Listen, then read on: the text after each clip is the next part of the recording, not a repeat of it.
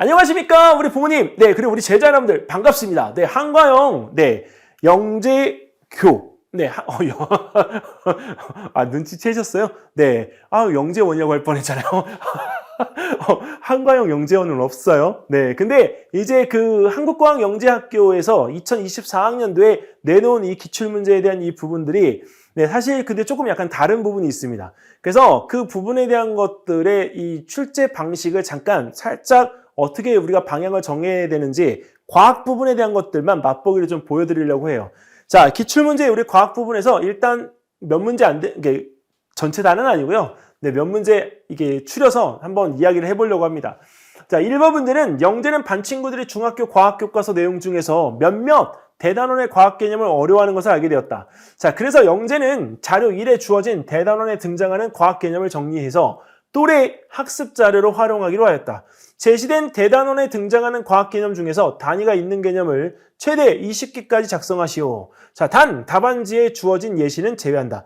자, 일단은 여기는 이 부분에서 우리가 답안지에 그 주어진 예시 부분은 제외한다라고 했는데 저 이거 못 보니까 네, 여기서 1학년, 2학년, 3학년의 대단원의 제목에 힘과 그다음에 빛과 파동과 전기와 자기와 열과 우리 생활과 운동과 에너지 파트입니다. 자, 이 부분에 대한 거는 문제의 의도가 기본적인 개념의 숙지가 우리가 어떻게 되어져 있는지를 정확하게 우리가 체크를 갖다 하려고 하는 거예요. 그리고 선행학습에 대한 부분의 정도를 갖다가 우리가 체크하는 부분도 있습니다. 근데 중요한 거는 중학교 과학교과서 내용 중에서 대단원의 개념을 갖다가 우리가 어려워하는 것.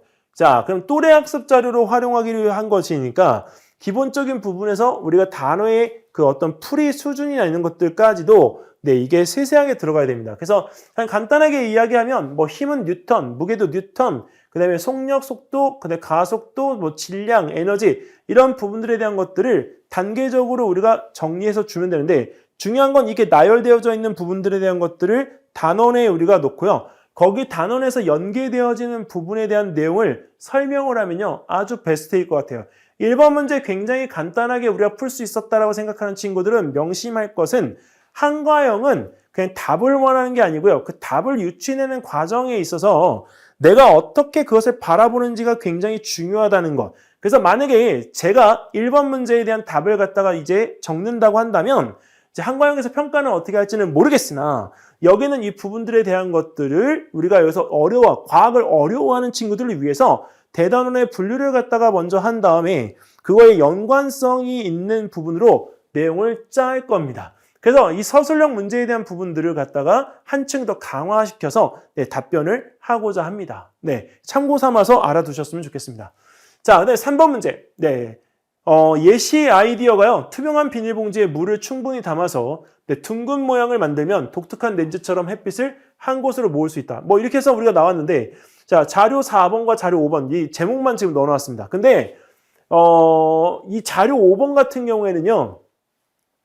여러 가지 우리가 발생 기법 이렇게 나왔는데 제가 이렇게 넣어놨는데 이거 무슨 내용이냐면 발명의 8가지 기법 중에 우리가 하나라고 보시면 됩니다. 그래서 발명을 갖다가 우리가 약간 상위 난이도 그러니까 보통 학교 대회가 아니라 시도 예선, 시도 본선까지 올라가게 됐을 때 보고서를 갖다가 작성하는 과정에서 발명을 어떻게 우리가 더 확장을 해 나갔는지에 대해서 적는 그 기법이 있어요. 근데 그 기법에 대한 내용과 똑같습니다. 그래서 이 중에서 내가 선택한 것에 대한 부분으로 그걸 확장해 나가는 과정을 여기서 설명해야 된다는 문제입니다. 자, 자료 3은 일상생활에서 접하는 물건과 물질을 가지고 빛을 활용할 수 있는 방법을 제안한 좋은 사례이다.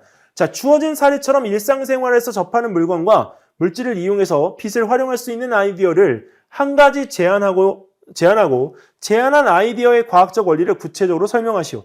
단, 자료 4의 물건과 물질만 사용할 수 있고 이것을 다 사용할 필요는 없다. 자료 5의 발생 기법을 참고할 수 있다. 이렇게 지금 제시가 되어져 있습니다.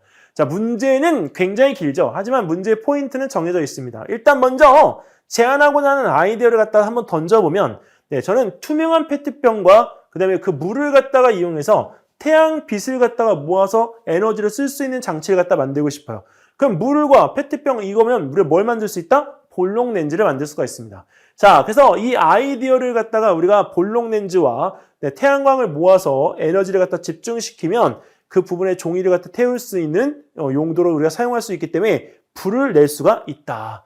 자, 그리고 거기에 대한 과학적인 원리는 굴절, 네, 볼록 렌즈, 네, 직광, 이거 말고도 뭐가 있냐면 밀도도 있습니다. 그래서 밀도, 그다음에 굴절에 대한 이 부분에서 우리가 실제로 굴절률까지 우리가 단어에 대한 부분들이 들어가게 되면 여기 있는 이 부분에 대한 것들의 내용이 가볍다고는 하지만 절대적인 부분에서 심화적으로 내용을 깊이 있게 쓸 수가 있습니다. 그래서 가볍게 잡아놓은 개념에다가 내가 한 번 더 고민해가지고 내용의 깊이를 더하게끔 되면 이 문제에 대한 풀이하는 이 방향 자체가 완전히 달라지는 것이 아니라 깊이를 더해주기 때문에 나 스스로의 약간 그쵸 답변하고 있는 지원자의 관심, 지원자의 수준이 더 한층 올라가게끔 되어집니다. 그래서 이 답을 갖다가 제가 한과형의 기출문제를 갖다가 접하면서 제시하는 이 내용에서 선생님이 이렇게 제시를 했지만 나라면 좀 더 이렇게 할 텐데 깊이 있게 해보는 걸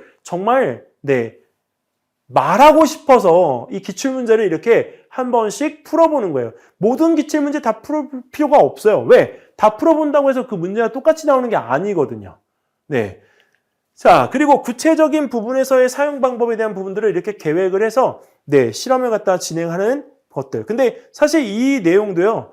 해본 친구들이 해본다고 이 부분에서 해보지 않은 친구들은 이 간단한 계획들조차도 세우기가 좀 힘들 수가 있습니다. 그래서 지금 만약에 우리가 한국과학영재학교를 지원하는 친구가 지금 이 순간 내가 뭐를 해야 될까요? 라고 물어본다면 전 딴 거 하지 말고요. 하이탑, 중등 하이탑에 있는 실험 내용들이나 아니면 중등 하이탑에 있는 최상위 도전 문제들이 있죠. 최상위 경향 문제들. 그 문제들을 다루어 볼 것을 저는 적극 추천드립니다. 몇 번이고 이야기하잖아요. 근데 안 다뤄보고 가면 그건 진짜 손해예요. 자, 그 다음에 7번. 대화 내용에 대한 부분들이 나왔는데요. 대화 내용 한번 볼게요. 자, 대현이가 화분의 식물이 죽었어. 근데 왜 죽었지? 영재가, 야, 흙에 물이 너무 많아. 뿌리가 호흡을 못해서 죽은 것 같아요. 아니, 식물도 호흡을 해? 아니, 식물은 광합성을 하니까 호흡은 필요 없는 거 아니야? 에이. 자, 식물은 광합성과 호흡이 둘 다 필요해. 왜냐하면 땡땡땡인 것 때문에 그렇지. 자, 그러면 광합성 과정에서 호흡도 일어나는 거 아니야? 무슨 뿌리도 우리가 호흡을 해? 이렇게 할 수 있습니다. 근데 이 내용에 대한 것들을 갖다가 우리가 보면 첫 번째 문제에서 뭐라고 얘기하냐면 영재는 대현이가 이해하기 쉽게 자, 우리가 여기서 휴대폰 배터리 사용에 대한 예를 들어서 우리가 설명하고 싶다. 자, 그때 광합성과 호흡의 관계를 비유적으로 설명하고 싶을 때 자, 거기에 들어갈 설명을 쓰시오. 와, 여기는 휴대폰 배터리에 대한 예를 갖다가 들었어. 자, 근데 이 부분에서 이 휴대폰 배터리에 대한 이 부분들은 전기를 충전하잖아요. 그리고 충전한 것을 갖다가 우리가 사용하면서 쓰잖아요. 광합성도 뭐예요? 에너지를 갖다 모으는 거고 그리고 호흡은 그것을 쓰는 역할입니다. 그러니까 그 두 가지에 대한 부분의 내용을 갖다 정리하면 이렇게 되죠. 자, 보세요. 광합성은 식물이 배터리를 충전하는 과정이고 호흡은 그 에너지를 사용하는 과정이야. 그리고 뿌리도 호흡을 통해서 에너지를 얻어서 다양한 생명 활동을 수행할 수가 있어. 라고 이렇게 이야기를 마무리할 수 있습니다. 어렵지 않은 내용입니다. 근데 그 어렵지 않은 내용을 해보지 않았기 때문에 그 경험적인 부분에서 조금 약간 비유적인 부분의 표현이 약한 것 뿐이에요. 자, 그 다음에 우리가 이에 대한 대현이의 궁금증을 해결해주기 위한 실험을 설계하려고 합니다. 또 실험 설계 얘기가 나왔죠.